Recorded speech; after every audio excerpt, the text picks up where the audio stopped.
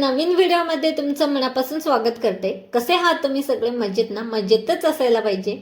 आजच्या ह्या व्हिडिओमध्ये मी तुमच्यासोबत असं एक प्रोडक्ट शेअर करणार आहे जे की तुमच्या माझ्या रोजच्या जीवनामध्ये फायद्याचंच आहे। आता ते प्रोडक्ट काय आहे हे पुढे तुम्हाला व्हिडिओमध्ये सांगतेच, पण त्याआधी आपल्या सगळ्या बायकांना एक मोठा प्रश्न पडत असतो रोजच, तो म्हणजे आपले जे धुतलेले कपडे असतात वाळल्यानंतर मस्तपैकी घड्या घालून कुठे ठेवायच्या, नाही का?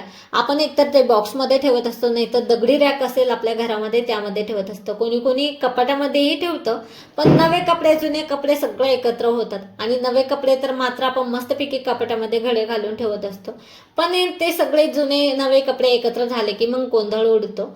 आणि त्यानंतर जुने कपडे ना आपण रॅकमध्ये जरी ठेवले, दगडी रॅकमध्ये, मुलं असले की लहान घरामध्ये, मग काय एक कपडा काढला की सगळे कपडे पडतात आणि मग रोज आपल्याला कपड्यांच्या घड्या घालणं काही शक्य नसतं, त्यामुळे आपण ठेवत असतो खुपसून। आणि मग पाहुणे आली ऐनवेळी की मग काय टाक कपडा झाक कपडा, असंच होतं ना तुमच्यासोबत, माझ्यासोबतही असंच होतं।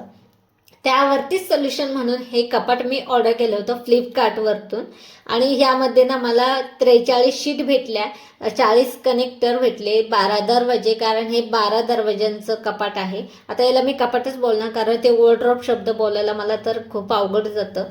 त्यानंतर काही मॅग्नेट लॉक भेटलेले आणि 2 पाईप होते जे की बांगड्या वगैरे लटकवायला असतात ते, आणि एक साईड टॉवेल लटकवायला हँगर होतं, साईडला लटकवायचं असतं, पण मी हे पाईप आणि साईड हँगर लटकवलं नव्हतं कारण मला हे जे कपाट आहे ना आडवं ठेवायला लागलं आणि नंतर मी लावल्यावरती काढून घेतलेलं। तर तुम्हाला आता हे सांगते कसं लावायचं, कारण तुम्ही जेव्हा हे प्रोडक्ट घेशाल तुम्हाला इझी जाईल। तर हे कसं लावायचं तुम्हाला सांगते। हे कनेक्टर आहे आणि यामध्ये आपल्याला जे शीट आहेत त्याचे लोखंडी पाईप आहेत ते फक्त कनेक्ट करायचे आणि थोडंसं आपल्याला ठोकायचं त्याला। तर यामध्ये ना एक हातोडा सुद्धा त्यांनी दिलेला होता, इन्स्ट्रक्शन पेपर जे असतात ना त्यावरती, पण मला काही मिळालं नाही, त्यामुळे ना माझं थोडंसं मूड नाराज झालेला। तर असू दे म्हटलं, प्रोडक्ट तर एक नंबर आपल्याला मिळालं म्हणून मी ठेवून घेतलेलं। लाकडी हातोडा असतो त्यांचा ठोकायचा, तर ह्या पद्धतीने मी सगळे कनेक्टर्स जे आहेत कनेक्ट करून घेतले, म्हणजे अटॅच करून शीट। पण मला ना पहिले कळलं नाही, त्यामुळे ना माझा भरपूर असा वेळ वाया गेलेला यामध्ये, 2 ते 3 तास गेले फक्त 6 बॉक्स करायला। त्यानंतर माझ्या घरी आले होते पाहुणे, त्यांना चहा पाणी केला आणि मी स्वयंपाक पण केला। म्हटलं राहू दे, बाकीचे जे आहेत ना आहो आणि आराध्य आल्यावर करेल शाळेतून, सॉरी ट्युशनमधून, त्यामुळे त्याच्यासाठी मी ठेवलेलं आहे 6 बॉक्स आणि हे 6 बॉक्स मी एकटीने केलेले आहे। तर फायनल लुक असा काही होता, फायनल लुक हा नाही आहे कारण मी सगळे बॉक्स मी अटॅच केलेले नव्हते। आणि दरवाजे लावणं तर खूप सोपं आहे कारण सगळे बॉक्स आपण तयार करून घेतले की शेवटी मी इथे दरवाजे लावलेले, फक्त जे दांडी आहे त्याला अशी अटॅच करायला, फक्त ते आपल्याला अटॅच करायची, झाले सगळं बॉक्स तयार झालेले बस। तर आता मी ना मागच्या साईडने तुम्हाला दाखवलं नव्हतं कसं करायचं, तर जे मागच्या साईडला ते गोल दाखवलं होतं ना मी तुम्हाला, त्यामध्ये फक्त कनेक्ट करून घ्यायचे, सगळे अशा पद्धतीनेच कनेक्ट करून घ्यायचे। तर आहोंनी इथे बॅक साईड तयार करून घेतली म्हणून मी तुम्हाला दाखवते, आणि जे मी तुम्हाला दाखवलं ना पहिले ते तसे कनेक्ट करून घ्यायचे समोरच्या साईडने। तर अशा पद्धतीने जे आहे ना पूर्ण जे कपाट आहे तयार झालेलं।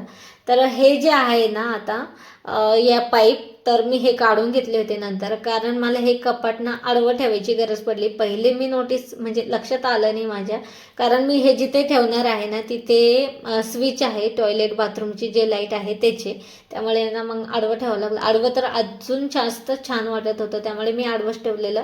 पण दरवाजे जे आहेत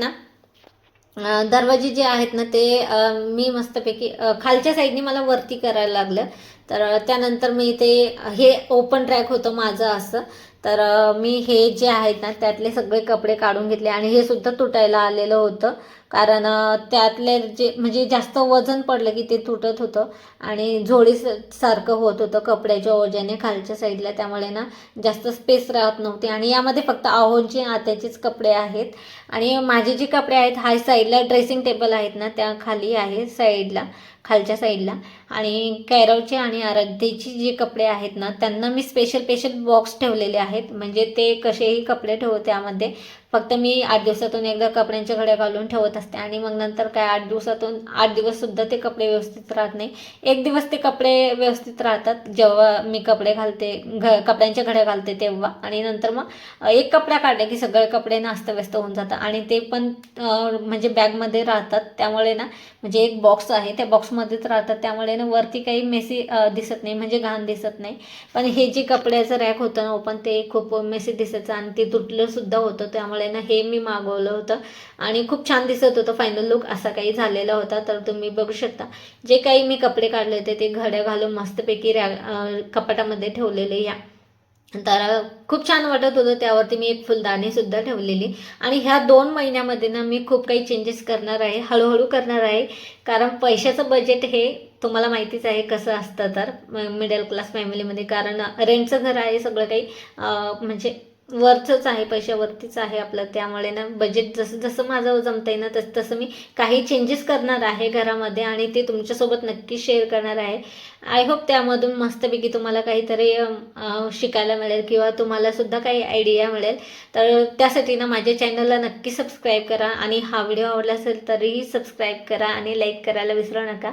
तर फायनल लुक मी तुम्हाला पुढे दाखवते. तर हे सगळं करायला मला ना रात्रीचे 12 वाजले होते. आराध्यसुद्धा माझ्यासोबतच जागी होता, पण तो नंतर झोपायला गेला होता आणि त्यानंतर मला सुद्धा अजून अर्धा 1 तास मी काम केलेलं.